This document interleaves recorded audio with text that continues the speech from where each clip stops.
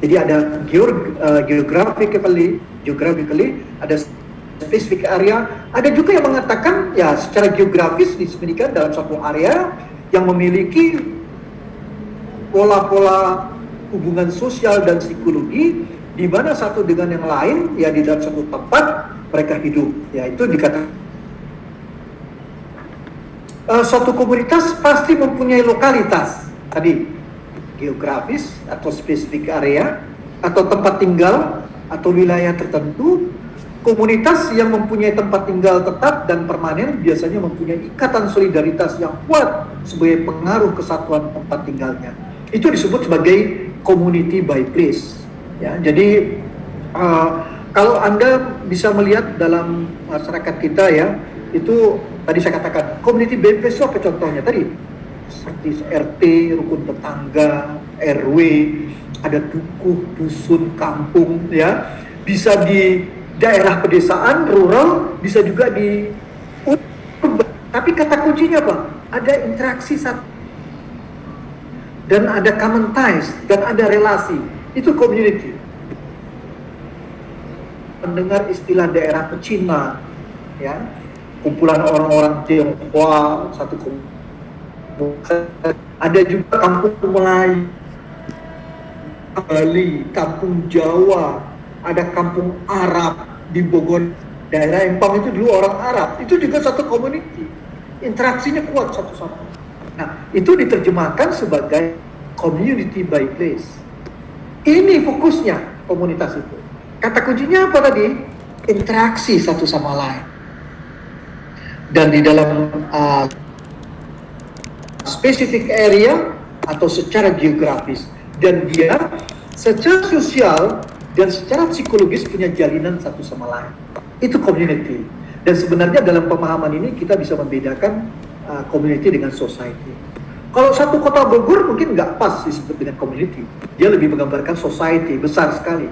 Jalinan interaksinya tidak lagi kuat, ya, dibandingkan misalnya satu kampung, satu RT, satu RW yang ada di kota Bogor. Itu lebih menggambarkan community. Itu tadi saya katakan sebagai community by place. Oke? Ya, itu Pak. Itu fokus kita. Nah, kan bisa saja di daerah pedesaan, pertanian, di daerah urban, ya. Ada apa yang disebut dengan rural community dan agricultural community, komunitas pertanian maupun komunitas pedesaan. Itu kita lihat ya. Nah, itu pemahaman kita yang pertama dengan apa yang tadi saya sebut sebagai community by place. Ya. Kemudian yang kedua, ya, ada yang disebut dengan community by interest. Nah, kalau tadi by place, sekarang by interest. Ya, jadi community by interest. Ini dikatakan adalah satu komunitas yang dapat melintasi berbagai macam pengorganisasian manusia, human organization. Itu community by interest.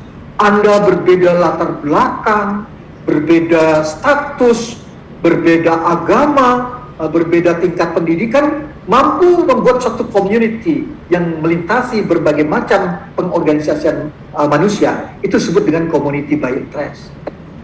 Ada juga yang mengatakan, tadi yang saya definisikan, a community is not only a collection of people, but it is a collection of institutions. Not people, but institutions are final and decisive in distinguishing the community from other social constellation. Jadi institution. Ya. Tapi ada juga yang mengatakan bahwa community by interest itu adalah ada common interest, suatu pengelompokan manusia yang hidup saling berdekatan satu sama lain dan punya satu kesatuan berdasarkan interest yang sama dan dia mutual aid. Nah, ini dari National Research Council itu community by interest. Ada yang mendefinisikan community by interest itu adalah warga setempat, community yang dapat dibedakan dari masyarakat yang lebih luas atau society melalui kedalaman perhatian bersama yang mempunyai kebutuhan bersama. Nah, sekarang pertanyaan saya, kalau Anda di kelas ini, saya sebut community, Anda ini community by place atau community by interest? Interest. Jadi kita ini sebenarnya adalah community by interest. Ya, beda. Tempat Anda bisa beda-beda, tinggal Anda bisa beda, pace Anda bisa beda, tapi Anda punya kebutuhan bersama. Ya, itu yang dikatakan sebagai community by interest. Paham ya? Jadi pemahaman community development itu, community bisa dilihat community by place, bisa juga community by interest. Ya tadi ya, kalau kita lihat dari pemahaman tadi. Nah, menariknya ya kalau kita lihat sekarang ini, community by interest ini udah ada variannya juga, yaitu apa yang disebut yang kita sekarang ini juga katakan ada muncul apa yang disebut dengan virtual community. Anda ini mungkin udah 3 semester belum pernah berinteraksi secara langsung kan, satu sama lain, ya belum pernah berinteraksi langsung primer mungkin ya di antara anak, tapi mungkin juga sudah ada karena bisa saja datang dari satu SMA yang sama misalnya, atau tempat tinggal yang berdekatan. Tapi pada saat ini sebenarnya kita dalam kondisi virtual community. Jadi salah satu varian dari community by interest itu adalah di virtual community.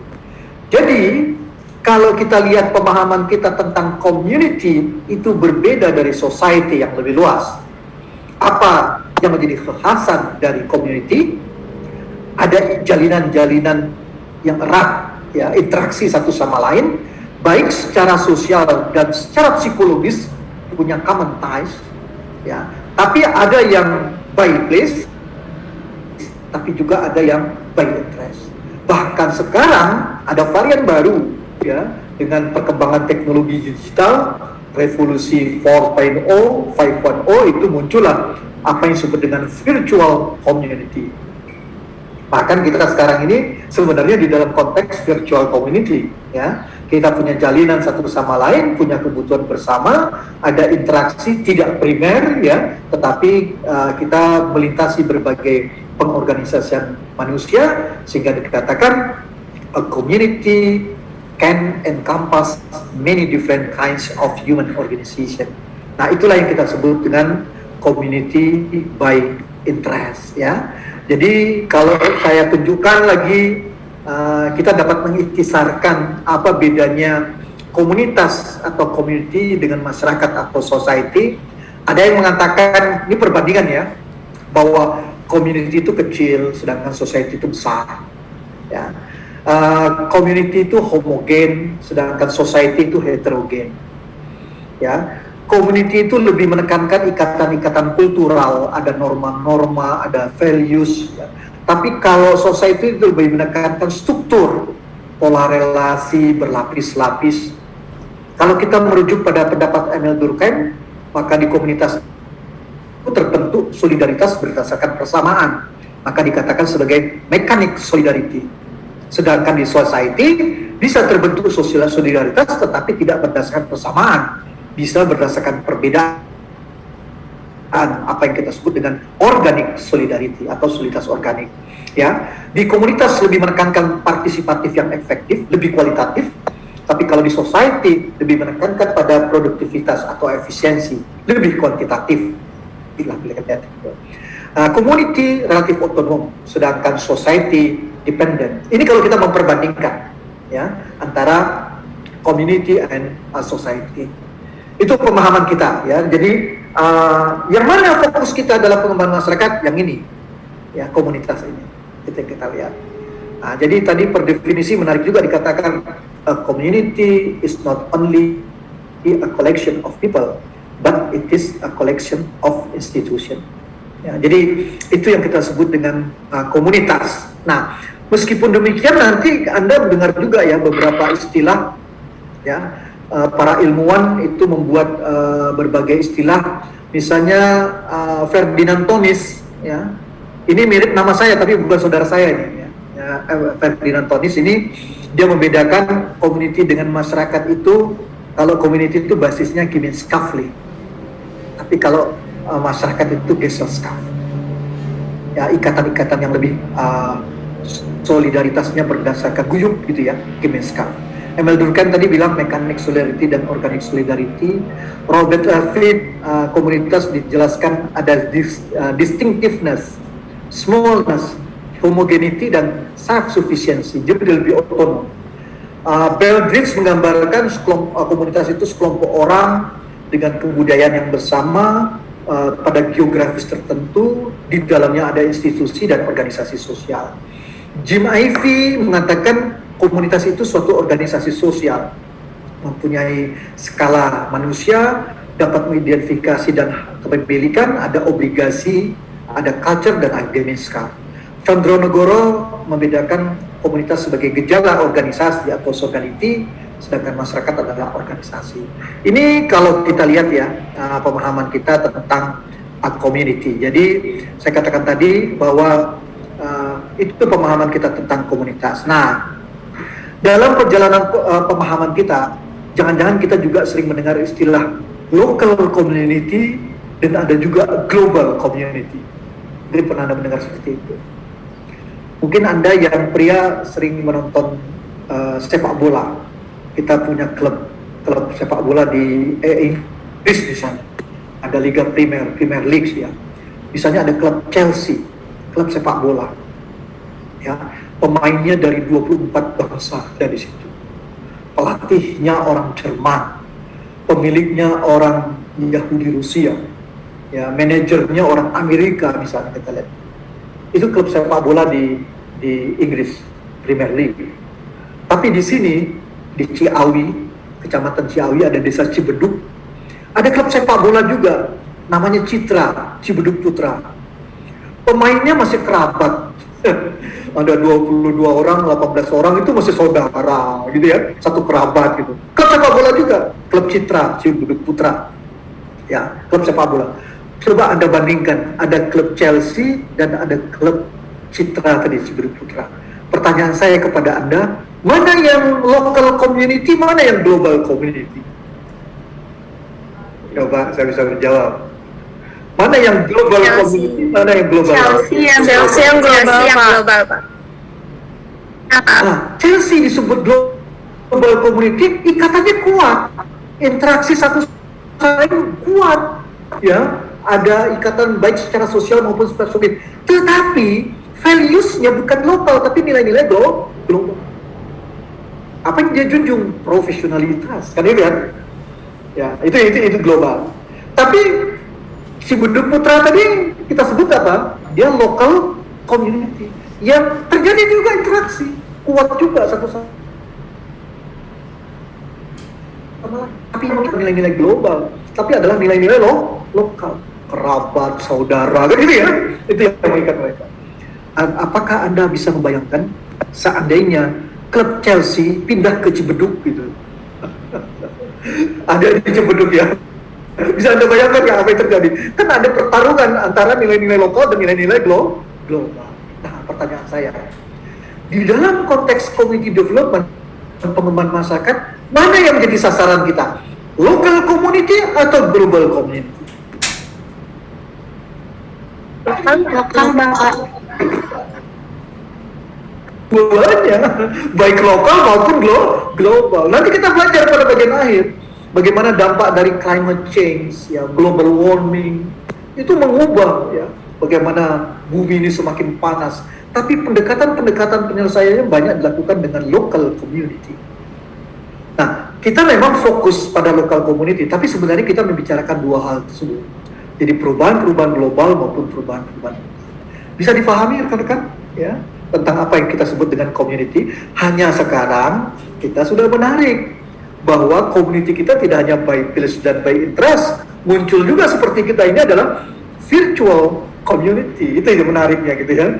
Dan ini malah berkembang sekarang. Kalau lihat ada startup, ya, itu begitu hebat. Sehingga di zaman Anda ini, saya mengharapkan nanti kalau mau riset tentang pengembangan masyarakat, mungkin sudah lagi tidak pada community by place, tapi sudah pada virtual community. Tren sekarang itu yang terjadi, ya, pada virtual community. Tapi prinsip-prinsipnya tetap kita bangun bersama. Tapi fokusnya adalah pada, tidak hanya pada community by place, tetapi juga pada community by interest, dengan variannya tadi yang kita pahami sebagai virtual community. Oke, rekan-rekan, ada pertanyaan sampai di sini dulu? Jelasan saya, binatang itu community. Silakan. Saya Dinda Dani, izin bertanya. Siapa ini? Dinda. Silakan Dinda. Sebelumnya kan pikiran saya tuh sempit ya Pak. Jadi saya menyebut komunitas itu kayak yang cuman misalnya komunitas bersepeda kayak gitu-gitu aja Pak ya. Nah akhirnya sekarang mulai terbuka. Kayak tadi Bapak menyebutkan bahwa kayak RT itu juga bisa disebut komunitas kayak gitu ya Pak ya. Nah, terus pertanyaan saya, di kota sekarang itu saya sering mendengar tentang asosiasi, organisasi, klub. Nah gitu. Nah, apakah asosiasi itu juga disebut dengan komunitas gitu? Jadi saya agak bingung gitu Pak, kayak pertanyaannya gitu.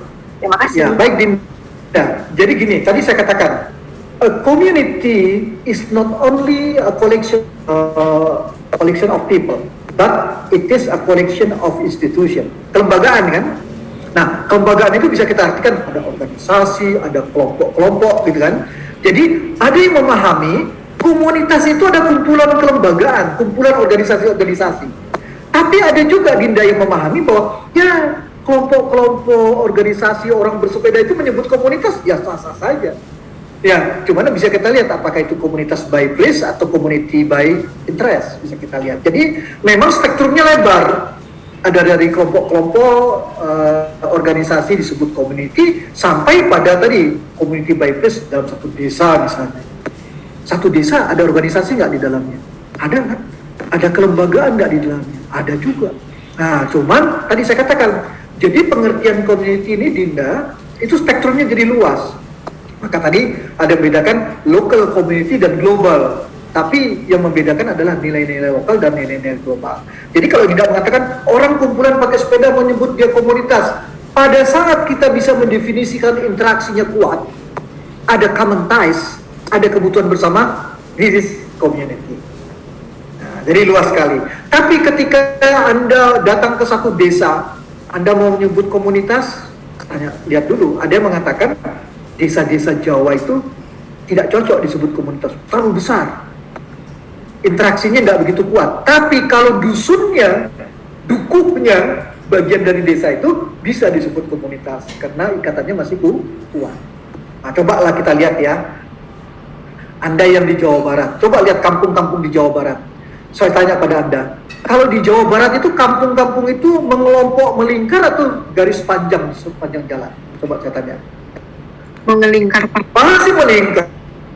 Coba lihat di Jawa Barat, ngelompok gitu kan komunitas itu, ya ngelompok. Nah maka itu kalau di Jawa Barat satu komunitas itu kawin mawin mereka.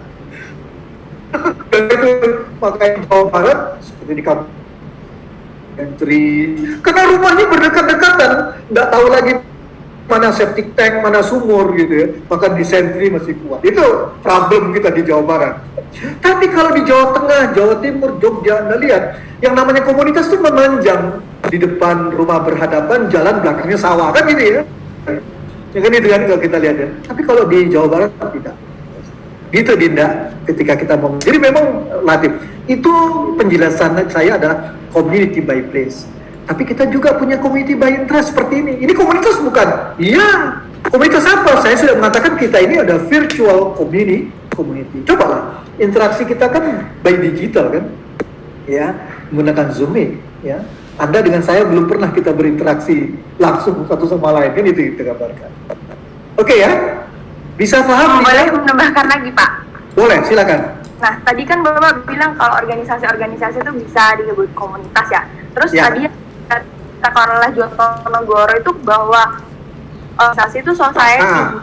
Nah, itu dia membedakan ternyata ketika dia melakukan penelitian desaan, ada bentuk-bentuk pengorganisasi sosial di tingkat dukuh, namanya sodality. Semuanya itu organisasi sosial.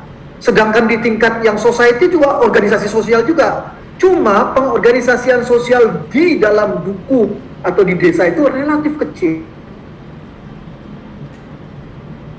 Itu adalah organisasi modern. Organisasi modern. Tetapi kita di dalam masyarakat ada organisasi-organisasi. Ya gitu Dinda, perbedaannya. Baik Pak, terima kasih. Dinda. Lihat dari lingkupnya dulu ya Pak ya, biar kata kuncinya yang Anda pegang adalah sebesar apapun dia, tapi ketika terjadi interaksi satu sama lain, oke, ada common ties dan secara sosial bahkan sakit gitu. Tapi kalau Anda sekarang, apakah itu dicubit semua merasa sakit? Emangnya gue pikirin. Itu mungkin nggak sebut sebagai community. Tapi mengapa itu bisa terbentuk? Itu pasti karena interaksi. Baik, terima kasih Pak. Sama-sama. Yang lain? Pak izin. Ya, silakan. Jadi di sini saya pengen nanyain itu Muhammad Hafiz ya?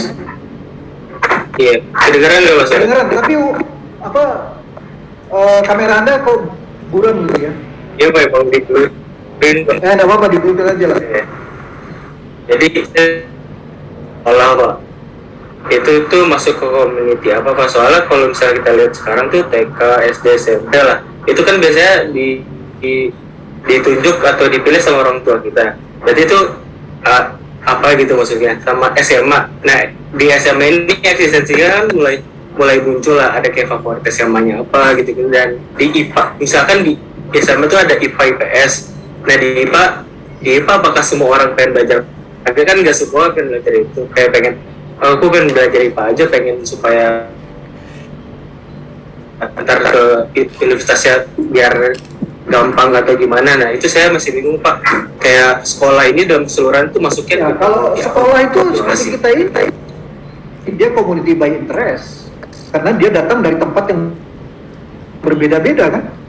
Tapi ketika dia pulang ke rumah, dia punya community by place. Kita sekarang di kelas ini apa nih? Community by interest atau community by place? Tadi saya katakan virtual community. Tapi Anda di tempat tinggal Anda punya community by place kan? Satu RT lah. Apakah Anda masuk pemuda di tempat Anda tinggal, kelompok pemuda, kan itu community by place. Ya begitu Hafiz. Jadi kalau sekolah itu jelas community by interest. Jadi yang mengikatnya ada kebutuhan bersama. Tapi tadi saya kabarkan zaman pandemi ini kita menggunakan virtual, maka muncullah apa yang disebut dengan virtual community. Itu Hafiz, mudah saja membedakannya. Ya. Tapi bisa saja kan orang satu RT, satu RW bikin sekolah kan. Ini enggak? Misalnya sekolah, ya jadi sekolah misalnya ada PAUD, ada sekolah TK, satu sama di situ. Nah di situ udah bergabung itu. Ada community by place dan ada by community by interest. Jadi satu di dalam situ. Kalau kita lihat. Nah ikatan-ikatan itu pasti lebih kuat karena tidak hanya diikat oleh interest tetapi juga by place. Itu. Itu Hamid. Oke, terima kasih. Ya, yang lain? Oke. Saya ingin bertanya Pak. Oke, silakan siapa ini? Nama saya Audora. Sebelumnya saya izin pakai 2 device Pak, soalnya yang laptop mic-nya rusak. Oke. Nah jadi kan Apa ini Alvin ya? Audora Pak. Yang Boru Huta Galung? Iya. Oke. Nah Silakan. kan tadi kan kita ngertinya tuh community itu kalau misalnya terjadi interaksi dan mereka setuju gitu, paham kan mereka berdua mereka sekelompok orang itu kalau mereka itu sedang dalam satu komunitas. Nah tapi saya seringkali menemukan ada komunitas tapi interaksinya itu cenderung nggak ada gitu, alias pasif atau satu orang aja. Nah menurut saya sendiri kalau yang kayak gitu nggak disebut dengan interaksi gitu Pak. Jadi dengan tidak adanya interaksi tersebut, apa mereka tetap disebut komunitas gitu Pak? Kalau yang Audora katakan itu mereka mengaku komunitas, tapi sebenarnya dari perspektif sosiologi itu bukan community, karena tidak terjadi interaksi. Jadi boleh saja kan Anda bilang, oh saya punya komunitas, tapi tidak pernah berinteraksi. Itu Anda boleh menyebut, tetapi realitasnya secara sosiologis tidak terjadi ikatan-ikatan apa yang kita sebut dengan community, karena kata kunci dari community itu adalah interaksi. Iya. Interaksi itulah membangun relasi. Iya. Relasi itu membangun apa yang disebut dengan social and psychological ties. Jalinan-jalinan secara sosial dan secara psikologis. Kalau istilah saya, satu dicubit semua merasa sakit kan gitu ya. Itu pepatahnya kalau dikatakan. Begitu Audora. Jadi kalau Anda secara melihat teori interaksi itu bukan community. Oke. Baik Pak. Ya, Terima kasih Bapak. aku dikatakan ada komunitas, tapi itu bukan. Oke? Terima kasih Pak. Baik, baik saya lanjutkan. Nah, kalau kita lanjutkan dalam pemahaman kita, community itu bisa dilihat dari 3 dimensi, ya. Jadi di dalam satu komunitas pasti ada local community. Tadi saya contohkan seperti klub sepak bola tadi ya. Dia ada local community dalam satu community. Tapi bisa juga ada global community. Nah, local community menekankan nilai-nilai lokal di dalamnya. Kalau global community menekankan nilai-nilai global. Bagaimana kita memahami nilai-nilai itu tergambar dari kultur seperti apa yang digunakan. Nah, Anda pernah mendengar Kadui, komunitas Tengger, komunitas suku anak dalam, ya, komunitas Samin, misalnya gitu. Itu adalah spesifik area, komunitas-komunitas yang punya nilai-nilai lokal. Tapi di dunia internasional kita punya global community, ya. Misalnya kalau kita lihat Taliban sekarang yang ada di Afghanistan yang macam itu komunitas atau bukan? Ya, nah fraksi-fraksi dari Taliban itu bisa kita katakan sebagai komunitas, ya, punya nilai-nilai sendiri. Ada yang moderat, ada juga yang ekstremis. Sekarang ini nilai-nilai. Jadi local community menekankan pada kultur struktur seperti apa. Tapi diingat, komunitas juga menggambarkan local ecology. Ada ekosistemnya. Komunitas pesisir seperti apa? Komunitas nelayan seperti apa? Komunitas di dalam dan sekitar hutan seperti apa? Komunitas padi sawah seperti apa? Komunitas perkebunan seperti apa? Komunitas di sekitar industri tambang seperti apa? Komunitas pedesaan seperti apa? Komunitas perkotaan seperti apa? Itu semua juga sangat dipengaruhi oleh aspek ekologinya. Sehingga community juga menggambarkan local ecology. Jadi kalau kita lihat di Indonesia dari Sabang sampai Merauke, kita bisa bedakan secara ekologi komunitas pesisir, nelayan, pulau-pulau kecil, di daerah terluar, terdepan dan tertinggal, 3T, yang satu lagi katakan 4T, Pak, terdengar, itu khas sekali local ecology. Nah, berdasarkan local community, nilai-nilai lokal yang ditunjukkan oleh kultur dan struktur sosial masyarakat, dan bagaimana lokal ekologinya, ekologi lokalnya, ekosistemnya, dia juga menampilkan kekhasan dari aksi-aksi kolektif, ya, collective action. Nah, itu yang bisa gambarkan. Misalnya, kalau kita lihat, ya, saya tunjukkan, misalnya, kita bandingkan antara komunitas pesisir, ya, pesisir di daerah pinggiran di pantai, komunitas di dalam dan sekitar hutan. Kita bandingkan dengan komunitas pertanian padi sawah. Kalau saya tanya pada Anda, mana yang komunitas menggambarkan ikatan-ikatan solidaritasnya kuat? Mana komunitas di antara tadi saya katakan yang menggambarkan kelembagaan-kelembagaan yang kuat? Ada yang mengatakan, kalau kita memberdayakan komunitas pesisir di dalam dan sekitar hutan dari kehidupan berkelompok, berorganisasi sosial, itu relatif sulit. Kenapa? Karena memang kehidupan mereka tidak perlu berorganisasi. Mau cari makan, mancing di laut, menjalajah sendiri aja udah bisa. Di dalam dan sekitar hutan, mau makan, berburu sendiri juga sudah bisa. Tapi kalau di masyarakat padi sawah, mulai dari mencari bibit, bercocok tanam, ya, memelihara, menanggulangi hama, sampai panen, saya tanya, bisakah secara individual? Tidak. Semua dilakukan secara kolektif. Maka pengorganisasiannya kuat. Oleh karena itu, kalau kita nanti terjun ke lapangan menghadapi komunitas-komunitas pertanian padi sawah, itu relatif mudah karena mereka sudah hidup berorganisasi. Tapi dibandingkan masyarakat pesisir di dalam dan sekitar hutan, itu relatif sulit. Nah, tadi kenapa? Karena mereka punya local community, nilai-nilai lokal, punya local ecology, ya, ekosistem. Dan ada collective action, aksi-aksi kolektifnya juga berbeda satu sama lain. Itu harus Anda pahami, ya, perbedaan-perbedaan itu yang kita pahami. Nah, jadi ini yang digambarkan tadi, satu komunitas bisa, ya, bisa dari dimensi local community, bisa dimensi local ecology, dan sampai pada collective action. Oke, itu pemahaman kita tentang komunitas, tentang community. Mudah-mudahan Anda paham, ya, apa yang kita sebut dengan komunitas. Sebelum saya beranjak ke yang lain, mungkin ada pertanyaan dulu di sini. Ya, Arun. Ya, mohon maaf Pak, sebelumnya saya off. Siapa yang tanya nih, Arun ya? Iya Pak. Ya, silakan. Saya ingin bertanya terkait virtual community sih Pak, kan karena untuk mengembangkan suatu komunitas kan harus dilakukan sesuai dengan ekosistem atau karakter dari komunitas tersebut. Nah, saya gitu, bagaimana gitu Pak dengan virtual community ekosistem dan karakter seperti apa yang sesungguhnya ada di virtual community virtual community. Nah, kalau kita bicara virtual community, kita lihat tadi kan, saya katakan community itu bisa lihat dari 3 dimensi. Bagaimana local community-nya? Tentu nilai lokal kita sudah beragam kan. Anda datang dari berbagai status sosial ekonomi, latar belakang yang berbeda satu sama lain, pasti beragam. Oke? Kedua, bagaimana lokal ekologinya? Ya, ekosistemnya juga sudah sangat beragam. Ya, tapi yang mengikat kita adalah aksi-aksi kolektif. Aksi-aksi kolektif yang mengikat kita di dalam virtual community.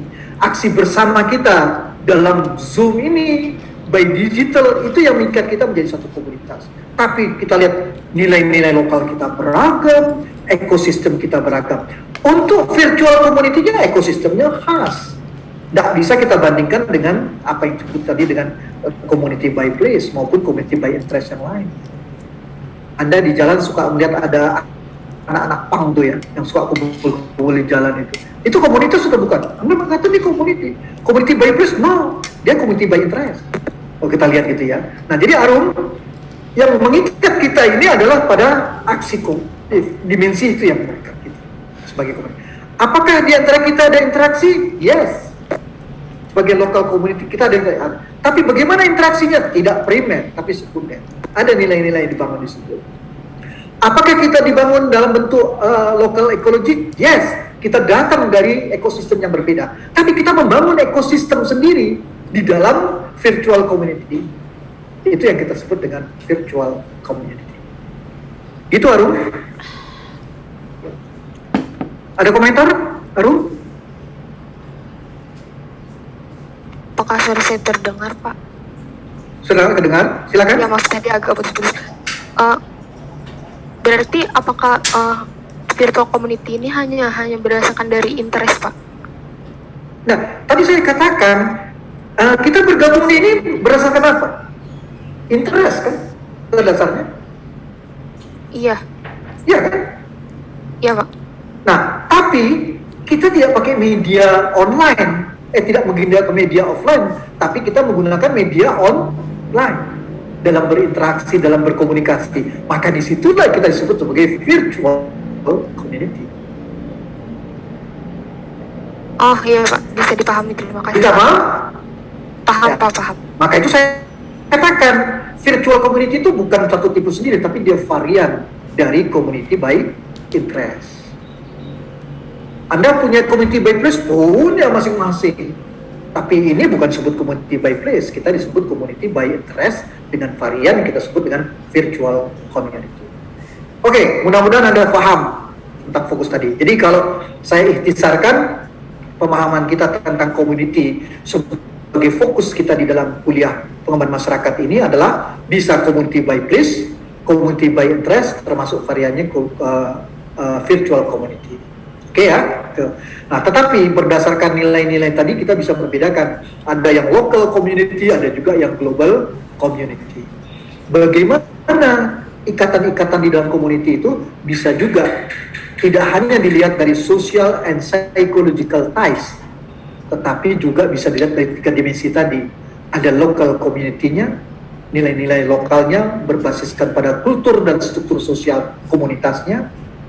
Ada local ecology-nya, bagaimana ekosistem dari komunitas tersebut, dan yang ketiga ada collective action atau aksi-aksi kolektif yang kalau diterjemahkan di dalam pengorganisasian sosial menunjukkan kelembagaan-kelembagaan yang khas. Tadi saya tunjukkan, kita bedakan antara community pesisir sama community dalam dan sekitar hutan dengan community padi sawah. Mana yang kelembagaannya kuat? Tentu padi sawah, karena kehidupan mereka sudah sangat berorganisasi. organisasi. Beda dengan di komunitas pesisir maupun komunitas di dalam dan sekitar hutan.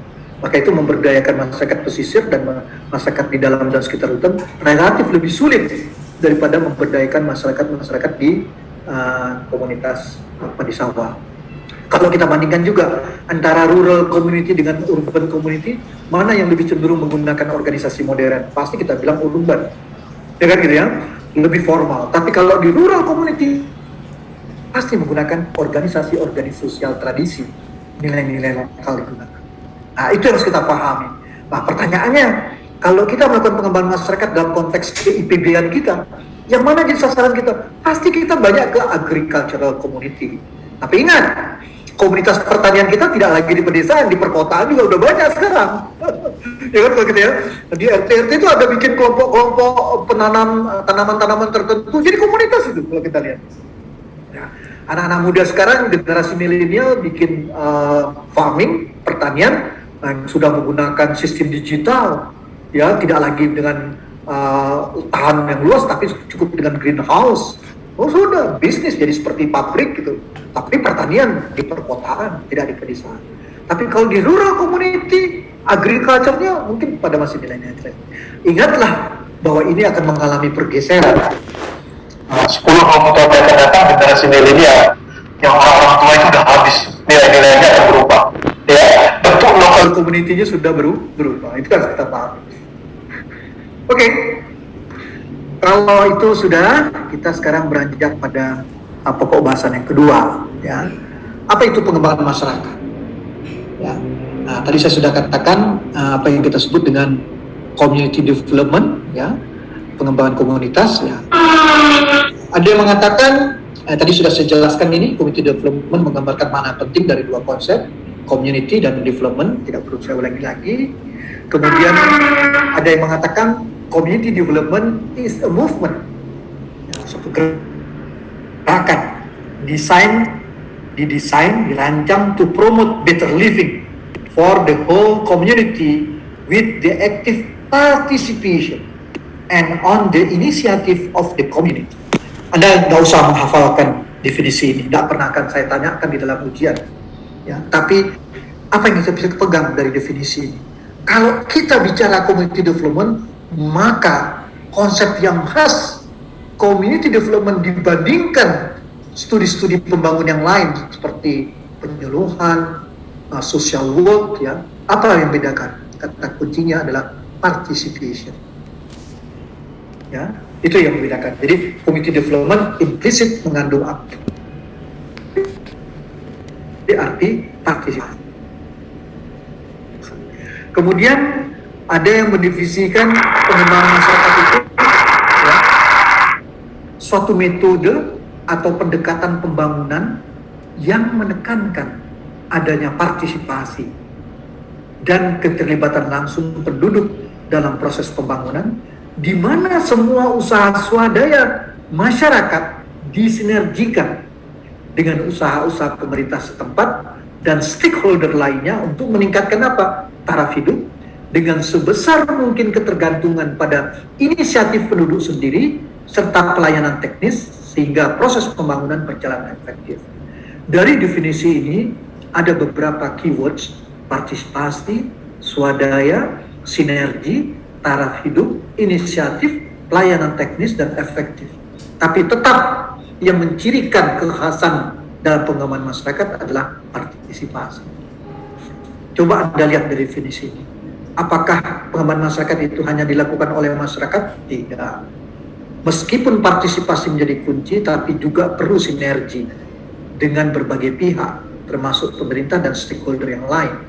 Untuk apa? Meningkatkan taraf itu. Bagaimana caranya? Kuncinya dimulai dari inisiatif penduduk sendiri. Jadi ada local inisiatif. Pemerintah berperan memberikan technical assistance, pelayanan teknis, sehingga proses pengembangan masyarakat itu berjalan dengan efektif. Itu kalau kita pahami, ya. Jadi pengembangan masyarakat, kata kuncinya tetap penekanannya adalah pada partisipasi. Ada yang mengatakan bahwa, ya, kalau kita merujuk pada tulisan Lubis tahun 2010, ya, pengembangan masyarakat itu ada 5 aksi. Ada aksi advokasi, ya, bagaimana ada upaya-upaya mengarahkan kebijakan-kebijakan pemerintah untuk mengembangkan masyarakat. Ada aksi yang disebut dengan community organization atau pengorganisasian komunitas.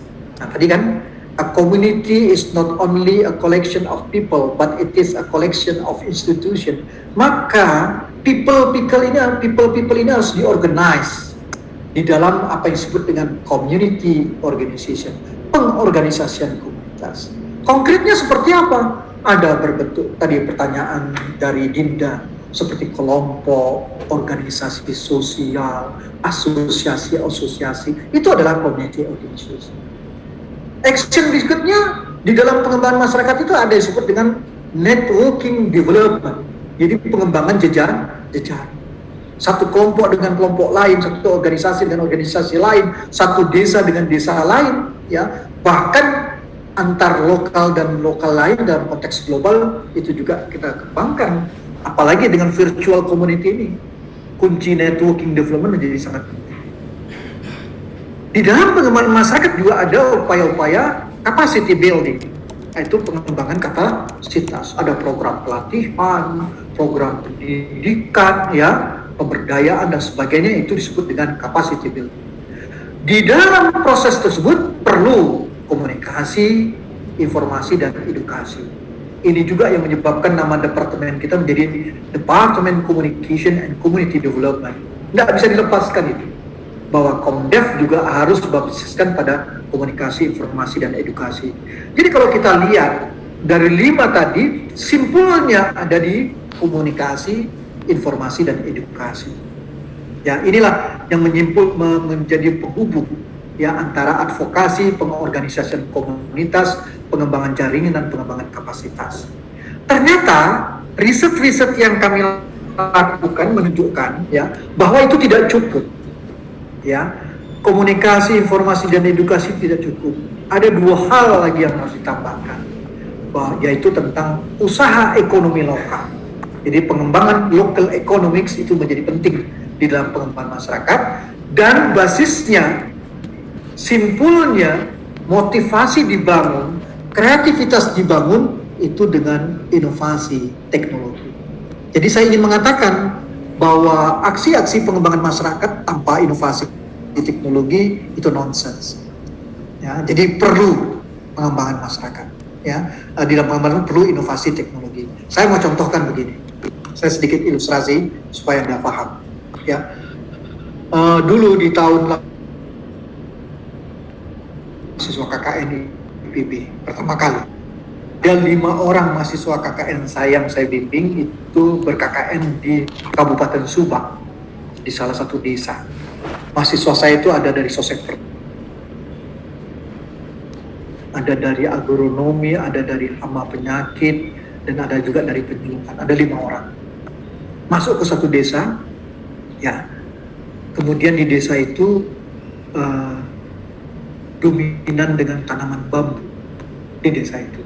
Nah, ketika tahun 87 itu, di dunia pertanian Indonesia dikenal dengan ada pemupukan yang disebut dengan urea tablet. Jadi pupuk urea itu tidak disebar, tapi ditembakkan dengan alat ke dalam tanah, sehingga evapotranspirasi rendah, tidak menguap, sehingga pembuahan menjadi efisien dan efektif ditembakkan. Persoalannya adalah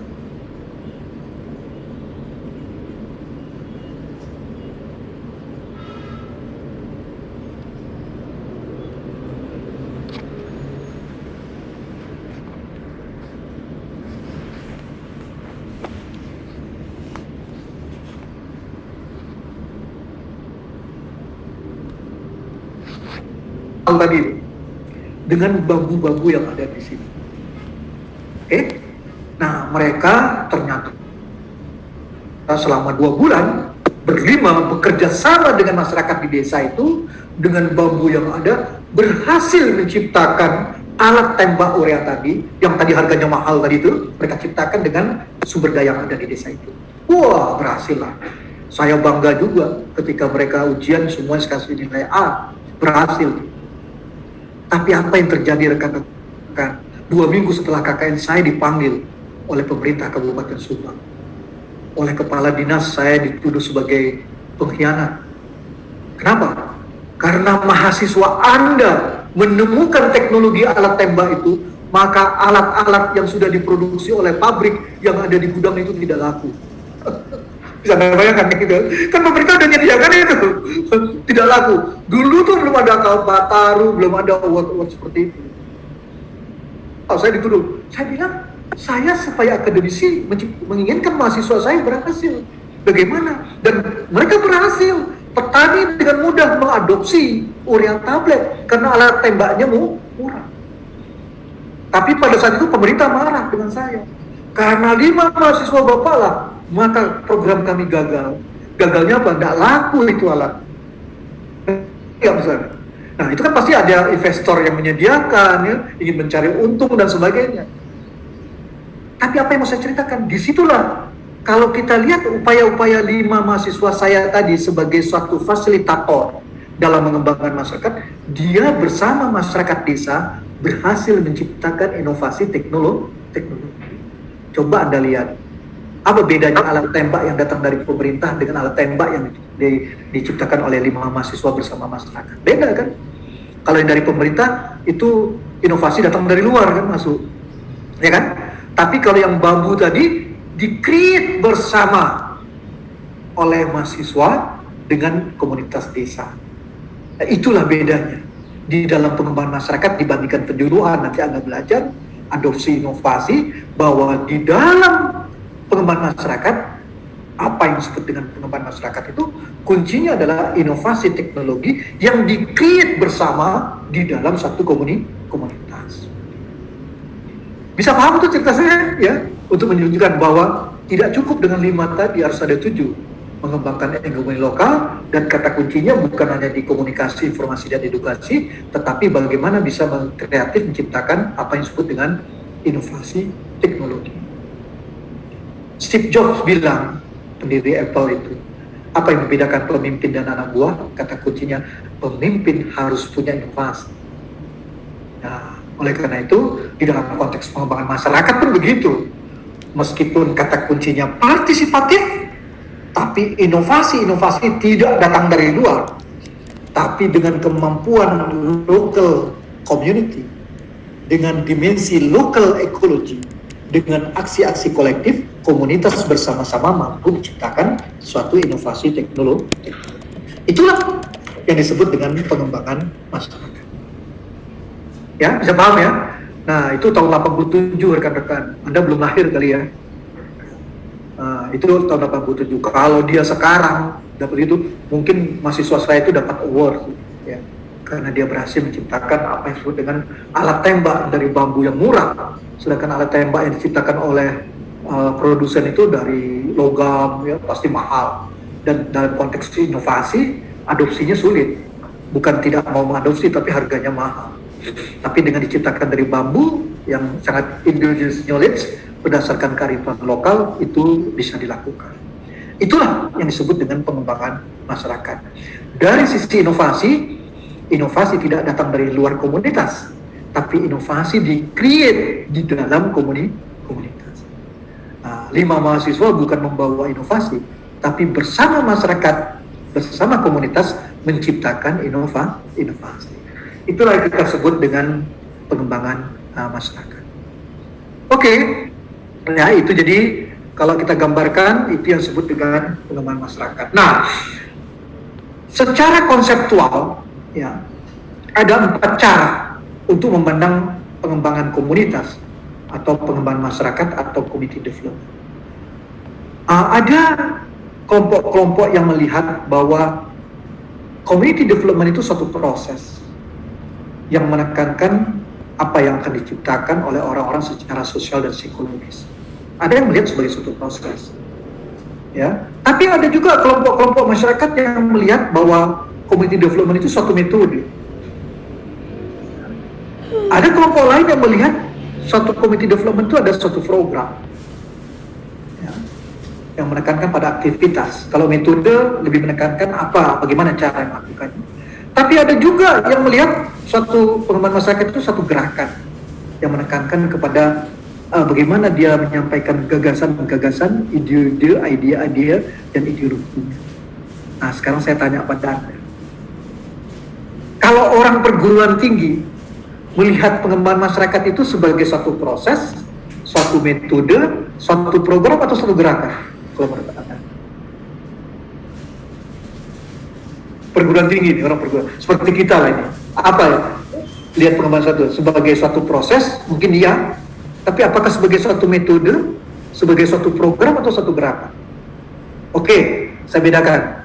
Itu perguruan tinggi. Kalau pemerintah melihat pengembangan masyarakat itu sebagai apa? Program, metode, atau gerakan. Kemudian yang ketiga, teman-teman LSM, lembaga swadaya masyarakat, NGO, non-governmental organization, melihat pengembangan masyarakat itu sebagai suatu gerakan, sebagai metode, atau program. Coba, Wafi bisa jawab nggak? Kalau orang perguruan tinggi itu lebih menekankan mana melihat pengembangan masyarakat? Metode kah? Menurut saya metode. Menurut saya kalau perguruan tinggi metode, terus Metode. Kalau pemerintah? pemerintah program, dan LSM atau NGO gerakan. Gerakan, iya. Gitu. Jadi hati-hati nih. Nah, nanti Anda ketika di lapangan kita melihat nih, misalnya Greenpeace, Walhi, lakukan upaya-upaya pengembangan masyarakat. Jangan lupa, dia pasti menekankan pada ideologinya, gagasan-gagasan. Kalau orang perguruan tinggi pasti ngotak-ngatik tuh, metodenya gimana, caranya bagaimana. Tapi kalau orang pemerintahan, dia pokoknya program, ya tekanannya itu. Nah ini semuanya pasti melihat sebagai suatu proses. Jadi ketika kita sebagai orang perguruan tinggi berkolaborasi dengan masyarakat yang lebih luas, ya, dengan pemerintah dan teman-teman LSM, kita harus bisa menempatkan diri. Ya, teman-teman LSM punya pengalaman bagaimana gerakan di lapangan. Pemerintah piawai dengan menyusun program, misalnya di zaman pemerintahan SBY dulu dikenal dengan adanya PNPM, Program Nasional Pemberdayaan Masyarakat. Itu program. Ya, tapi teman-teman LSM punya gerakan-gerakan. Perguruan tinggi mencoba mengembangkan metode-metode apa yang bisa dilakukan di dalam proses-proses pengembangan masyarakat. Itu kalau kita lihat ya dari sisi pengembangan masyarakat. Jadi bisa dilihat sebagai proses, bisa dilihat sebagai suatu program, bisa dilihat sebagai suatu metode, bisa juga dilihat sebagai satu gerakan. Ya. Nah, kaitan nanti terjun ke lapangan kan kita berinteraksi kan. Tadi per definisi ada technical assistant, melibatkan pemerintah dan stakeholder yang lain. Nah, cara pandangnya pasti berbeda. Ya, cara pandangnya bisa berbeda. Tekanannya itu bisa berbeda. Ada yang menekankan pada cara, metode, ada pada program, ada juga pada gerakan. Oke, itu kalau kita lihat apa yang kita mau sebut dengan pengembangan masyarakat. Kemudian saya ingin menjelaskan di sini. Nah, ini penting ya. Ini filosofinya. Ya. Jadi kalau kita lihat suatu program pengembangan masyarakat, ya, ini yang horizontal ini adalah waktu dari T1, T2 sampai T3. Kemudian yang vertikal ini adalah peranan. Tadi per definisi kita katakan yang namanya pengembangan masyarakat itu datang dari inisiatif masyarakat. Lokal kan? Tapi tetap dibantu oleh pemerintah dan stakeholder yang lain. Ya kayak gitu ya. Nah pertanyaannya, bagaimana peranan komunitas dan stakeholder lain dalam pengembangan masyarakat menurut peranan dan waktu? Nah, filosofinya di dalam pengembangan masyarakat bahwa komunitas peranannya itu dari waktu ke waktu harus selalu meningkat. Oke, paham ya? Tapi yang namanya pemerintah dan stakeholder yang lain, apakah pemerintah dengan programnya, swasta dengan CSR-nya, ya LSM dengan gerakan-gerakannya, itu perannya dari waktu ke waktu harus semakin berkurang. Ini prinsipnya, ini filosofinya. Misalnya pada waktu T1 apa kondisinya? Ini kan T1 kalau kita lihat ini kan di A ini, ya peranan masyarakat sangat rendah. Memang masyarakatnya tak berdaya ketika itu. Peranan pemerintah di sini di sini ini tinggi. Apa yang terjadi di sini? Memang pemerintah lah yang lebih berinisiatif dalam mengembangkan masyarakat. Memang masyarakatnya tak berdaya. Tapi ketika sudah diberdayakan di T+2, kondisinya sudah di B. peran masyarakat dan peran pemerintah dan stakeholder yang lain relatif sama. Tapi ketika sudah sampai T3, apa yang terjadi? Peran masyarakat jauh lebih dominan dari peran pemerintah dan stakeholder yang lain. Nah, disinilah kita membangun prinsip dalam pengembangan masyarakat, peranan komunitas semakin besar dan pemerintah dan stakeholder lain mengecil. Itu dia filosofinya. Terdapat 3 tipe komunitas tadi, A, B, dan C, sehingga strategi dan kebijakan program aksi pengembangan masyarakat akan berbeda antara satu tipe dengan tipe yang lain. Komunitas tipe C adalah outcomes, adalah capaian pembelajaran dari pengembangan masyarakat dari waktu ke waktu. Ini yang dicapai. Nah, di sini ya dikatakan masyarakat sudah sampai mandiri, kemandirian terjadi di sini. Tapi di Indonesia yang sering terjadi bukan waktunya yang bergeser, tapi kurvanya yang bergeser terus. Jadi yang terjadi masyarakat tuh terus. yang terjadi bukan sustainable development, tapi yang terjadi adalah project sustainability, keberlanjutan proyek yang terjadi. Jadi inilah disebut dengan desa binaan lah apa. Di situ terus, tapi tidak maju-maju. Yang bergerak hanya kurva, bukan waktunya yang bergerak. Nah, ini menjadi problem kita. Jadi rekan-rekan, saya ingin mengatakan filosofi dalam pengembangan masyarakat, peranan komunitas itu selalu meningkat. Oke? Tapi peranan pemerintah dan stakeholder harus selalu menurun. Kalau ada program pengembangan masyarakat, peranan pemerintah dan stakeholder yang lain meningkat terus, itu berhasil atau gagal? Itu cirinya pengembangan masyarakatnya gagal. Anda menciptakan ketergantungan. Tapi kalau sampai T+3 tadi, peranan komunitasnya yang lebih dominan, itulah keberhasilan dari suatu program atau aksi-aksi pengembangan masyarakat. Ya, di mana tercapai kemandirian. Pemerintah itu hanya peranannya kecil, stakeholder yang lain semua kembali kepada peranan komunitas. Itu filosofi. Nah, tapi yang terjadi di Indonesia bukan waktunya yang bergeser, tapi kurvanya yang bergeser. Jadi yang terjadi adalah bukan sustainable development, tapi project sustainability.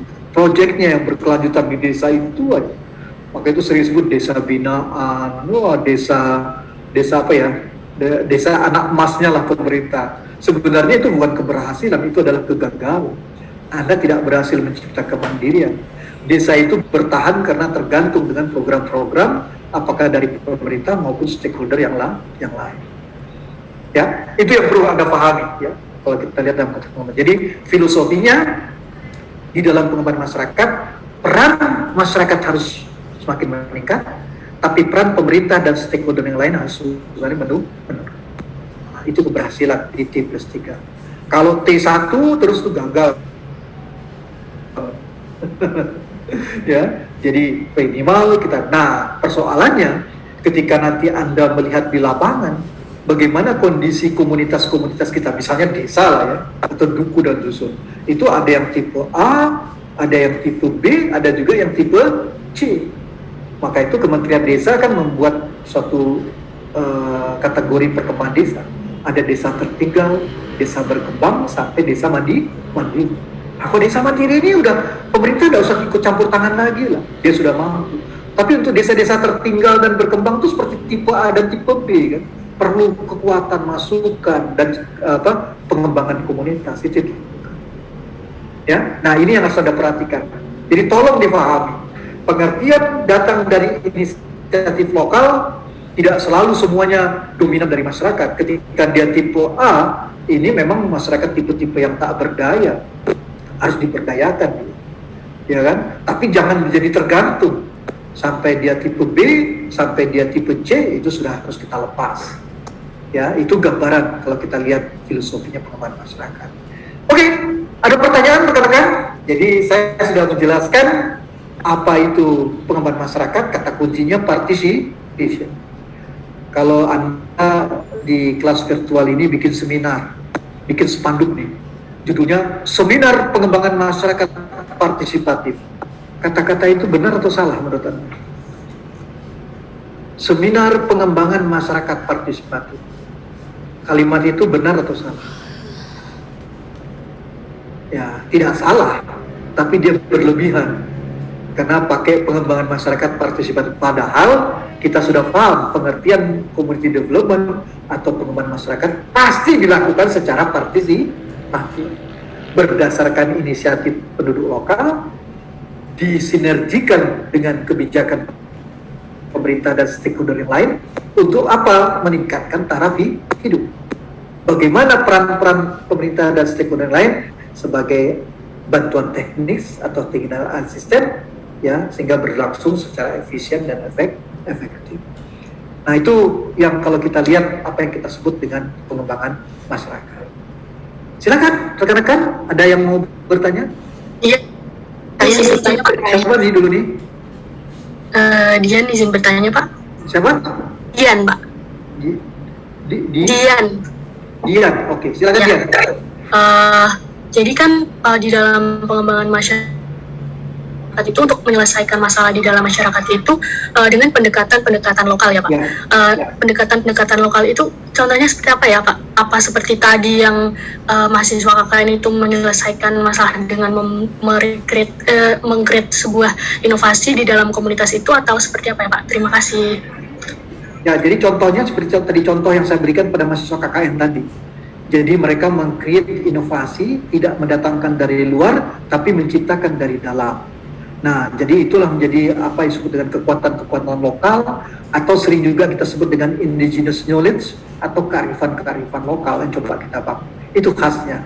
Jadi pemahaman pengembangan masyarakat secara partisipatif itu di situ. Tidak hanya keterlibatan orang, tapi bagaimana gagasan dan kreativitas itu dibangun di dalam komunitas. Begitu Dian, yang maksudnya. Baik Pak, izin bertanya satu lagi Pak, terkait komunitas itu kan, jika dibandingkan antara komunitas dan masyarakat tadi kan ada homogen sama heterogen ya Pak. Nah, maksud homogen di sini misalnya di satu komunitas itu ada sesuatu ras, agama yang sama, atau bagaimana Pak? Ya, gini, itu kan hanya membandingkan antara community dan society. Tadi saya jelaskan, kalau community itu lebih menggambarkan homogen dibandingkan dengan society. Misalnya contohnya gini lah, ada penduduk kampung atau kampung Empang. Kita tahu lah Empang di Bogor itu komunitas Arab. Itu nilai-nilainya homogen atau heterogen? Homogen. Homogen. Kalau kita bandingkan dengan kota Bogor homogen atau heterogen? Heterogen. Nah, itulah perbandingan antara community dan society. Itu cara kita melihat. Ya, udah kan? Baik Pak. Tapi kalau Anda pergi ke urban community, kampung-kampung RT di kota Jakarta, apakah homogen atau heterogen? Mungkin dibandingkan community di pedesaan, dia relatif heterogen. Bisa jadi seperti itu. Nah, jadi homogenitas dan heterogenitas di kulturnya, nilai, norma, bisa masyarakatnya, latar belakang pekerjaan. Coba saya Anda, kalau komunitas pertanian pedesaan dibandingkan dengan komunitas perkotaan atau urban, mana dari jenis pekerjaan yang lebih beragam pekerjaan di desa? Di kota. Di kota. Tapi dua-duanya bisa disebut komunitas kan? Iya. Tapi urban community lebih heterogen dibandingkan dengan rural atau agricultural community. Begitu dia cara kita. Baik Pak, terima kasih.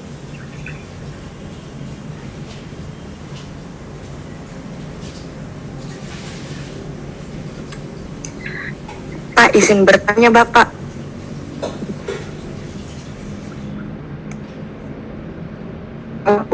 Masyarakat, tadi kita sudah masuk pada pengembangan masyarakat. Ada yang bertanya? Saya Pak izin bertanya. Saya Pak izin bertanya Pak. Alia, silakan. Ya Pak. Jadi tadi kan disebutkan bahwa desa itu dikategorikan ada yang tertinggal, berkembang, dan maju. Nah, apakah ada indikator yang mengkategorikan desa tersebut Pak? Apakah ekonomi atau masyarakatnya begitu Pak? Terima kasih. Seperti desa tertinggal, berkembang, dan mandiri Alia, itu ada indikator-indikator. Jadi ada namanya indeks desa membangun. Nah, indikatornya mulai pada tingkat kesejahteraan, taraf hidup, sampai kepada infrastruktur. Itu ada indikator-indikator. Nah, nanti kita bisa pelajari sebagai komunitas dengan kurva tadi yang gambarkan, Ya, tipe A, tipe B, tipe C itu bisa kita padankan dengan tadi desa terkebelakang, desa berkembang, dan desa mandiri. Itu bisa kita lihat. Ada banyak kategori-kategori indikator-indikator. Baik Pak, terima kasih. Masih. Izin bertanya Bapak. Siapa ini? Firdani Anissa Pak. Firdani. Mohon maaf sebelumnya Bapak, saya Ya. camp. Jadi begini Pak, saya pernah ke suatu desa, salah satu dikatakan bahwasanya memang pemerintah turut membantu, tapi warga di desa itu masih saja merasa bantuan dari pemerintah belum memenuhi. Seperti yang tadi Bapak katakan, bahwasanya kita harus memegang bahwasanya komunitas harus meningkat dan pemerintah harus menurun. Itulah salah satu bentuk keberhasilan. Nah, dikarenakan mengapa warga desa itu masih saja merasa belum memenuhi Pak, karena mereka mengatakan bahwasanya bantuan dari pemerintah hanya sekali. Pertanyaan saya Bapak, apakah dari masalah tersebut masih saja dikatakan bahwasanya warga belum bisa mandiri, atau pemerintah yang belum berusaha semaksimal mungkin untuk membantu desa itu Pak? Terima kasih. Oke. Kalau yang cerita Firdani ini ada dua. Bisa saja muncul pernyataan itu dari orang desa karena sudah jadi kebiasaan pemerintah selalu membantu tanpa melihat bagaimana perkembangan komunitas desa itu. Itu bisa terjadi, Firdani. Jadi masyarakat sudah terbiasa minta bantuan. Atau yang kedua, pemerintah sudah punya peta bahwa desa itu mungkin dikategorikan sudah tipe B atau tipe C. Ya, bisa jadi begitu ya. Jadi dia sudah kategorikan seperti itu sehingga dia tidak memberikan bantuan yang besar karena dia menganggap komunitas itu sudah mampu untuk menjalankan. Kalau kita kembali kepada prinsip tadi, peranan komunitas harus semakin meningkat dan peranan pemerintah dan stakeholder yang lain semakin menurun. Begitu Firdani, itu yang mungkin terjadi dua hal itu. Tapi kalau saya lihat sekarang, tidak semua pemerintah sudah punya peta yang baik, ya, peta sosial atau peta komunitas. Itu lebih banyak karena bantuan. Nah, sekarang kan kalau kita lihat ada dana desa, ya, bagaimana rancangan dana desa itu juga tergantung dari masyarakat desa mereka merancang. Itu ya, Firdani. Baik Bapak, Ya, terima kasih berikutnya Pak. Siva, Anda mau bertanya, Siva Nadia? Iya Bapak. Silakan Siva. Terima kasih Bapak. Jadi saya itu pernah ke suatu desa Pak. Di sana itu tingkat pendidikannya masih sangat rendah dan tapi di sana itu ada seseorang yang membuat sebuah inovasi. Kalau tidak salah itu membuat alat dari alat pembuat kain dari getah pisang, dan itu dibanggakan pada saat acara desa-desa seperti itu Pak. Tapi setelah acara itu tidak dikembangkan lagi, dan pertanyaan saya bagaimana caranya kita bisa mengajak masyarakat tersebut untuk mengembangkan inovasi yang telah diciptakan agar menjadi sebuah mata pencaharian ataupun menjadi sebuah itu yang dapat Siva, kalau itu yang terjadi, saya yakin bahwa inovasi itu tidak datang dari desa itu, tapi datang dari luar, dan itu digunakan oleh orang setempat. Tapi kalau dia di-create bersama, nah ini yang jadi persoalan. Seperti tadi contoh yang saya katakan dengan mahasiswa KKN saya itu, dia meng-create bersama, Mas. Ada proses internalize, ada proses institutionalization, sehingga masyarakat sedang bersama-sama mau melakukannya. Itulah khas pengembangan masyarakat. Tapi kalau inovasi diciptakan sendiri atau tingkat pendidikannya masih rendah, akan terjadi proses adopsi. Itu yang jadi persoalan. Jadi harusnya dalam konteks pengembangan masyarakat, caranya meng-create inovasi itu menjadi penting. Dan yang kita tempatkan adalah harus di-create bersama warga komunitas. Itu yang paling penting di dalam proses pengembangan masyarakat. Itu sih Pak, kalau saya lihat dari Baik Bapak, terima kasih. Baik, Ardila mau bertanya, Ardila? Iya Pak. Terima kasih ya tadi Ardila udah beri saya link tadi. Oh iya Pak. Silakan Ardila. bahwa beberapa desa binaan yang berjalan itu adalah project-nya. Nah, pertanyaan saya, jika memang masyarakat di desa tersebut tidak memiliki inisiatif untuk menjadi desa apakah pemerintah bisa menghentikan proyek tersebut secara sementara agar masyarakat itu memulai inisiatifnya sendiri? Atau malah pemerintah proyek tersebut hingga desa tersebut benar-benar menjadi desa? Kalau berdasarkan undang-undang regulasi yang ada, pemerintah tidak boleh menghentikan, tapi harus dengan berbagai cara, misalnya dalam pendekatan pengembangan masyarakat, membangun motivasi. Itu jadi. Nah, kadang-kadang pemerintah itu ada kesalahan. Tidak ada kreativitas, tidak ada upaya-upaya pengembangan. Semua harus dapat bantuan. Itu yang jadi persoalan. Dan ini kan terjadi ketika zaman Orde Baru dulu dengan pendekatan top down, semuanya itu jadi diberi, akhirnya lama-lama jadi bergantung. Kita ingin pengembangan masyarakat mencoba menghapus itu dengan cara-cara partisipatif. Bagaimana meng-create inovasi teknologi bersama warga komunitas itu dilakukan. Ya, itu ya Ardila ya. Baik, terima kasih Pak. Siti Nur Aisyah mau bertanya? Ya, Pak, saya izin bertanya. Sebelumnya suara saya jelas tidak ya Pak? Jelas. Ya, saya izin bertanya Pak. Tadi kan ada 5 aksi pengembangan masyarakat ya Pak. Nah, salah satunya itu ada pengembangan jejaring. Nah, saya ingin bertanya, apabila kita ingin, sudah merasa mampu untuk melakukan pengembangan masyarakat di suatu desa, itu langkah awal yang kita ambil untuk membangun jaringan yang baik itu seperti apa ya Pak? Terima kasih. Terima kasih. Ini nanti ada pelajarannya ketika Anda nanti mendapatkan pelajaran kapital dan investasi sosial. Nah, nanti berikutnya bagi peminat pengembangan masyarakat itu dapat kapital. Nah, di situ sebenarnya kita akan membaring tidak hanya marketing strategi di dalam komunitas dan juga antara komunitas dengan negara dan stakeholder secara vertikal, network. Jadi kita membangun apa yang sosial disebut dengan networking development, mengembangkan jejaring. Nah, kita menggunakan konsep teori sosial kapital, kata kuncinya membangun trust. Anda lihat sekarang bisnis apa yang tidak pakai network jaringan, multi level marketing pakai jejaring kan gitu kan. Nah, harusnya dalam pengembangan masyarakat pun seperti itu. Jadi tidak hanya mengembangkan jejaring di dalam komunitas, tapi bahkan juga secara vertikal. Gitu Aisyah. Itu Siti Nur Aisyah. Nanti kita pelajari di peminatan pengembangan masyarakat, itu kita dapat pelajaran nanti mata kuliah kapital dan baik Pak, terima kasih banyak Pak. Ya. Dinda masih mau bertanya? Iya Pak. Oh, ini ada diskusi lah ya. Ya, silakan Dinda. Jadi saya mau buat pernyataan, jadi nanti kalau misalnya salah tolong ditanggapi ya Pak. Ya. Jadi terkait tadi mungkin ada hubungannya sama membangun jaringan yang baik tadi.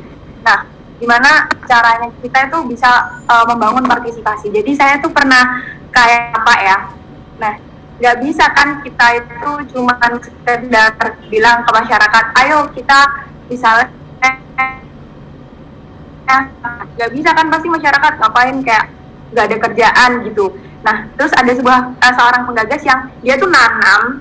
Nah kan orientasi masyarakat itu kan pasti ke ekonomi gitu ya Pak, ke uang gitu, ke materi gitu. Nah jadi penggagas itu dia bangun, terus dia menunjukkan langsung, ini lo bisa dijual, ini lo bisa, kalau dijual satu harganya misalnya mendapatkan 1.000, kalau 100 kita kan dapat 100.000 per hari. Jadi kayak ada ditunjukkan langsung gitu. Nah maka dari itu kan nanti masyarakat bisa dapat keuntungan dari situ, akhirnya partisipasi masyarakat. Jadi kalau cuma sekadar penyuluhan ngomong itu kan ya gitu untuk membangun partisipasi gitu kalau menurut saya Pak. Tapi ada yang nyatakan itu benar. Itulah yang di dalam pengembangan masyarakat nanti kita sebut ada teladan, ada contoh. Jadi orang yang tadi melakukan itu kita sebut champion. Nah, dia menjadi rujuk.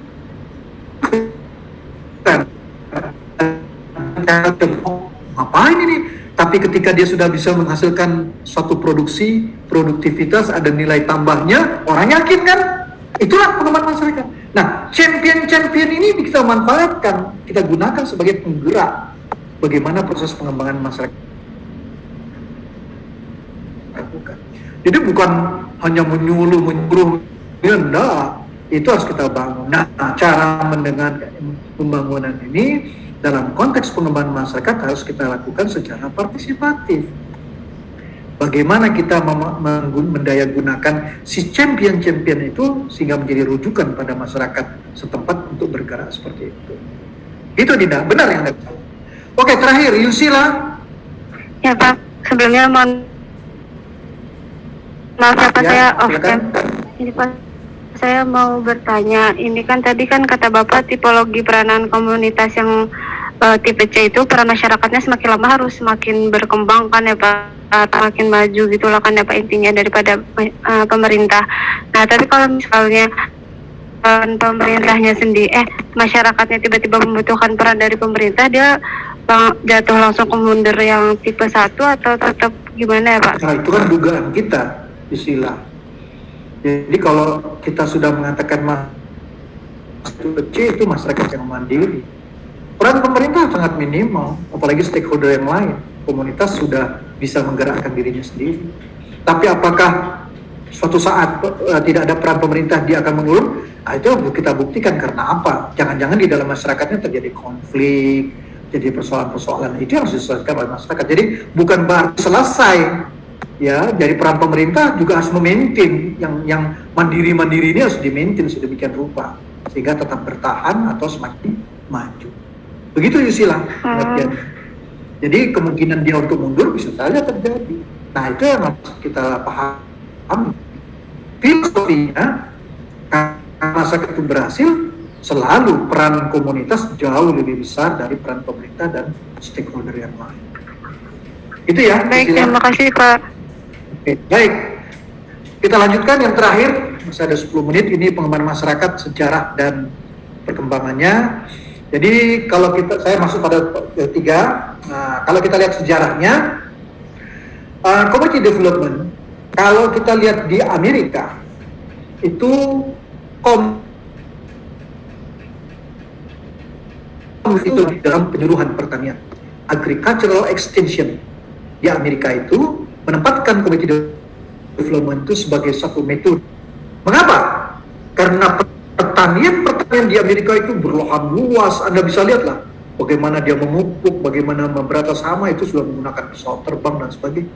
Nah, Komdev sebagai pendekatan komunitas tadi itu menjadi metode-metode spot-spot tertentu di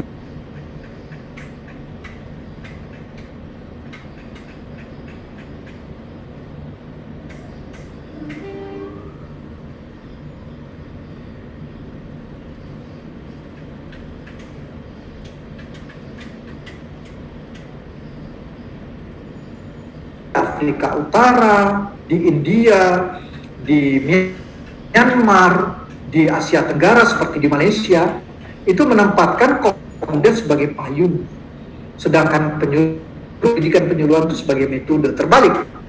Mengapa? Karena tadi komunitas itu local community ini menjadi payung, beda dengan di Amerika. Ya, penyuluhan malah satu metode di dalam Komdev. Itu kalau kita lihat secara historis. Indonesia mau ikut yang mana? Menurut saya memang lebih pas mengikuti gaya British, karena pertanian kita tidak seperti di Amerika yang besar luas-luas gitu ya, tapi kita lebih banyak dengan bagaimana pertanian apa yang disebut dengan peasant farmer itu pada skala-skala yang relatif kecil. Nah, setelah itu pengembangan masyarakat jadi payung, di dalamnya banyak metode-metode yang dikembangkan di dalam masyarakat. Nah, secara historis, mengapa muncul pengembangan masyarakat? Ini ada pendekatan. Ya, di sini saya gambarkan ada pendekatan pertumbuhan (growth approach), ada pendekatan gagal (growth approach), maka muncul pertumbuhan dan pemerataan atau redistribution of growth approach. Ya, kalau tadi di atas dengan strategi industrialisasi dengan kebijakan subsidi impor, jadi ada trickle down effect, ya, yang netes tetap tetesan tapi yang dapat gepokan makin dapat yang lebih banyak sehingga terjadi kesenjangan antara yang dapat tetesan dengan dapat yang lebih banyak. Maka dibuatlah redistribution of growth. Kemiskinan adalah fenomena yang kompleks yang berhulu dari kesenjangan antar kelas, daerah, dan golongan. Tetapi ini juga tidak berhasil. Maka berkembang apa disebut dengan paradigma ketergantungan atau dependent paradigm approach. Ketergantungan merupakan penyebab keterbelakangan tadi itu. Kalau desa dapat bantuan tergantung oleh pemerintah, ya mereka tidak akan maju-maju. Untuk maju perlu pembebasan masyarakat. Tapi ini pun tidak berhasil ya dalam skala makro. Maka muncul pendekatan yang keempat, the new international economic order. Tata ekonomi internasional baru yang berlandaskan pada kebutuhan negara selatan untuk mengolah sumber daya alamnya sendiri. Di dunia ini kan kalau kita lihat garis khatulistiwa itu membedakan. Di utara khatulistiwa itu negara-negara maju. Kalau di selatan itu cenderung negara miskin. Contoh itu yang kita lihat ya. Tapi yang di selatan yang kaya itu hanya Australia, New Zealand, dan Afrika Selatan kalau kita lihat. Sebenarnya miskin-miskin lah. Indonesia sudah maju sekarang. Tapi ini pun karena masing-masing punya aliansi. Muncul kebutuhan pokok, the basic need approach. Kebutuhan pokok tidak terpenuhi jika masih di bawah garis kemiskinan, tidak ada pekerjaan yang layak. Ini perlu pemberdayaan. Ini juga tidak berhasil. Maka muncul yang terakhir, the self-reliant approach, yaitu pendekatan kemandirian, bebaskan dari ketergantungan pada negara industri. Nah ini yang dicontoh dalam pengembangan masyarakat. Yang tadi saya katakan, peran masyarakat komunitas semakin meningkat, dan peran pemerintah dan stakeholder semakin menurun. 6 pendekatan yang relatif gagal inilah yang menjadi landasan mengapa dalam studi-studi pembangunan dalam kelompok ilmu sosial diperlukan apa yang disebut dengan pengembangan masyarakat. Kuncinya adalah komennya, ke-6 pendekatan yang tadi saya jelaskan itu memiliki persamaan yang meluas dan dalam hal ketidakakuratan secara empiris dan tidak adekuat secara teori dan tidak efektif dari segi policy. Apa kelemahannya? 3. Ya, pendekatan secara empiris keliru karena tentang realitas masa lampau dan masa kini di bagian dunia yang terbelakang, bagian dunia yang sudah maju dan dunia secara keseluruhan, itu dia. Kedua, teoritis tidak adekuat karena tidak dapat mengidentifikasi keseluruhan aspek. Jadi perlu pemetaan yang benar. Ketiga, kebijakan pembangunan tidak efisien karena konservatif, selalu menekankan kepada status quo secara struktural tanpa berbuat apa-apa sambil menantikan hadiah dari orang lain untuk negara maju. Jika difusikan pembangunan, teori pembangunan atau kebijaksanaan pembangunan ke negara-negara terbelakang, maka rakyat di negara terbelakang itu sendiri harus membangun. Nah, harus membangun sendiri inilah salah satu diterjemahkan sebagai community development yang dikembangkan secara partisipatif dengan mensinergikan kekuatan dengan stakeholder yang lain untuk meningkatkan taraf hidup melalui ada bantuan teknis dari pemerintah dan stakeholder, ya, tapi basisnya tetap pada inisiatif lokal. Nah, itulah yang dilakukan oleh pemerintah Jokowi sekarang ini. Desa-desa sebagai komunitas dikasih dana, tapi mereka harus membangun inisiatif apa yang dilakukan. Kecuali pandemi sekarang ini ya, banyak dana itu secara makro ditetapkan dialihkan untuk memecahkan persoalan pandemi COVID-19. Kalau itu yang terjadi, maka tadi negara-negara terbelakang itu sendiri harus membangun dirinya sendiri. Ini implikasinya. Jadi kalau ditanya dari sisi teori-teori pembangunan, mengapa muncul pengembangan masyarakat? Karena tadi kegagalan dari 6 pendekatan pembangunan tadi, yang secara empiris tidak akurat, politis tidak efektif. 3 hal itu. Implikasinya kita harus membangun sendiri. Oleh karena itu di dalam ya tidak lagi pada production center development, tetapi harus menggeser kepada people center development. Tidak hanya pembangunan yang berpusat pada produksi, tapi harus menggeser pada pembangunan yang berpusat pada rakyat. Nah, di sini dilihat ciri-cirinya apa? Kalau people center development desentralisasi, beda dengan production yang sentralistis. Menekankan partisipasi, beda kalau di sini mobilisasi. Menekankan pada pemberdayaan, bukan menaklukkan. Menekankan pada konservasi, bukan eksploitasi. Mengembangkan jejaring, bukan membangun hubungan fungsional birokratis. Lihat pada aspek teritorial dan lokal, ini bukan hanya melihat pembangunan secara nasional. Menekankan pada kekayaan lokal, bukan pada ekonomi konvensional, hanya pada pertumbuhan. Ini menjadi sustainable. Sehingga, kalau ditanya, mengapa perlu pengembangan masyarakat? Karena dengan pergeseran paradigma dari production center ke people centered development.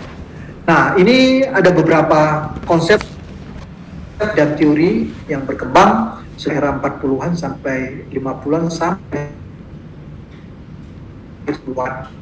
ya, nanti Anda bisa pelajari di sini bagaimana pengembangan masyarakat zaman kolonial juga sudah ada, dan berkembang zaman post kolonial, kemudian masuk ke konsep partisipasi politik, partisipatory emansipasi, pengembangan ada sosial capital itu tahun 90-an, bukan barang baru, sampai ke partisipasi pemerintah dengan tata kelola yang baik atau good governance. Ini digambar ya, perkembangan teori tentang masyarakat. Nah, di dalam pengembangan masyarakat kita bicara di sini Komdev. Siapa pekerjanya city workers? Tapi ingat, ada juga kita belajar penyuluhan, extension. Siapa pelaku di lapangannya? Extension worker, pekerja penyuluhan, penyuluh. Pekerja sosial. Ketiganya mengklaim ada proses pemberdayaan, empower, dan tiga-tiganya juga mengklaim dengan pendekatan partisipatif, baik extension, social works maupun community development. Kita belajar di sini, tapi ada perbedaan. Kalau extension menekankan kepada inovasi, ya, social work menekankan kepada intervensi, tapi kalau community development menekankan kepada conscientization, bukan ya ke komunitas. Itu yang membedakan. Nah, tapi bukan berarti dalam conscientization tidak perlu vision dan intervention, perlu. Fokus yang berbeda. Oleh karena itu, di dalam pengembangan masyarakat, rekan-rekan harus pahami bahwa tekanannya komunitas harus tahu potret dirinya, di mana posisi dia, apa kulturnya, di mana kondisi dia, apakah kalau desa dia tertinggal berkembang atau mandiri, itu harus tahu. Itu namanya kesadaran kritis atau conscientization. Jadi tadi ya mengklaim memberdayakan, tiga-tiganya mengklaim juga pendekatan partisipatif, tapi ada yang beda. Kalau penyuluhan menekankan pada inovasi, adopsi inovasi. Kalau social work menekankan kepada intervention, orang miskin, orang kurang upaya, orang kena bencana itu social work. Tapi kalau Komdev itu menekankan pada conscientization. Terakhir saya bertanya, kalau ada bencana di negara kita, yang masuk duluan yang mana? Komdev duluan, social work atau extension? Kalau menurut Anda yang mana? Kalau ada bencana, mana yang masuk dulu? Jawab. Kalau ada bencana siapa yang masuk dulu? Dia intervensi dulu, orang tak berbeda. Komdev itu terakhir. Setelah mereka pulih, baru kita. Jangan orang kena bencana, Anda masuk seperti cerita Dinda tadi, bangun partisipatif. Nantilah orang lagi menderita itu kan. Sosial work itu kritis. Oke, rekan-rekan, itu yang dapat saya sampaikan pada perkuliahan kita pada pagi hari ini. Ya, bisa diutarakan pada saya. 10 menit pertama kita buka, ya, saya tahu tentang komunitas dan pengembangan masyarakat dari perspektif sosiologi. Baik pengertian sejarah dan perkembangan. Ya, oke. Kalau masih ada kuliah yang lain, Anda mungkin juga sudah masuk pada kelas praktikum. Ya. Baik, terima kasih banyak. Sehat.